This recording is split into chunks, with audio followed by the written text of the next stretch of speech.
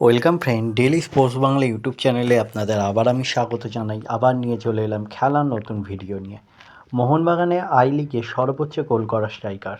গত মরশুমে আই লিগে সর্বোচ্চ গোল করা লালরিনজুয়ালা বিয়াকনিয়াকে সই করানোর পথে মোহনবাগান সুপার জায়ান্ট। তবে মূল দলের জন্য নয়, লাল বিয়াকনিয়াকে মোহনবাগান সই করাতে চাইছে রিজার্ভ দলের জন্য।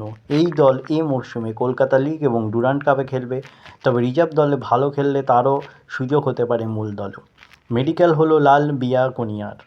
আইজল এফসির প্রাক্তন স্ট্রাইকারের চোট ছিল, আর সেই কারণেই তাকে সই করানোর আগে মেডিকেল পরীক্ষা করিয়ে নিচ্ছে সবুজ মেরুন শিবির।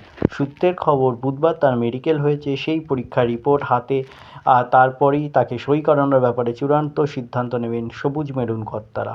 আসলে ফিট ফুটবলার সই করাতে চাইছে মোহনবাগান, কারণ এই মরশুমে প্রচুর ম্যাচ খেলতে হবে তাদের।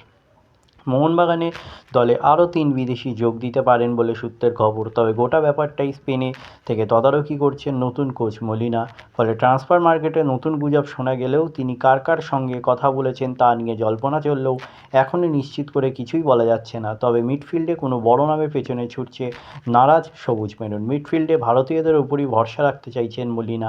সেক্ষেত্রে জনি কাউকে রিলিজ দিয়ে দিতে পারে মোহনবাগান, এমনটা আগে থেকেই শোনা গেলেও এবারে সেই খবরে শিলমোহর পড়তে পারে।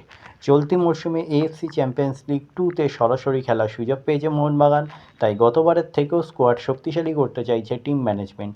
অ্যান্তোনিও লোপেস হাবার দায়িত্ব ছাড়ার পর কোচ হয়ে এসেছেন মলিনা।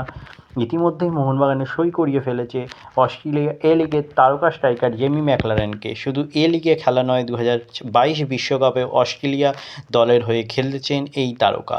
দলে দিমিত্রি পেত্রাতোসও থাকছেন। নতুন কোচ হোসে মলিনার পছন্দ মতো নেওয়া হবে অন্তত আরও 3 জন নতুন বিদেশি। লিস্টন মনবীর আনোয়ার, আশিক কুরিনিয়ান, সাহালদের সঙ্গে লম্বা চুক্তি রয়েছে। এর সঙ্গে আপুইয়াকে নিশ্চিত করে প্রায় গোটা ভারতীয় দলকেই তুলে নিল টিম ম্যানেজমেন্ট। আর এতেই ফের ভারতসরা হওয়ার আশা দেখতে শুরু করে দিয়েছেন মোহনবাগান সমর্থকরা। তবে এই হলো আজকে আমার ভিডিও। তাহলে আবার বলছি, আমার চ্যানেলটা যদি আপনাদের ভালো লেগে থাকে অবশ্যই আমার চ্যানেলটিকে সাবস্ক্রাইব করুন। পাশে রাখা বেল আইকনটিকে ক্লিক করে দিন, যাতে সবার প্রথমে আপনারা আমার ভিডিও দেখতে পান। ধন্যবাদ।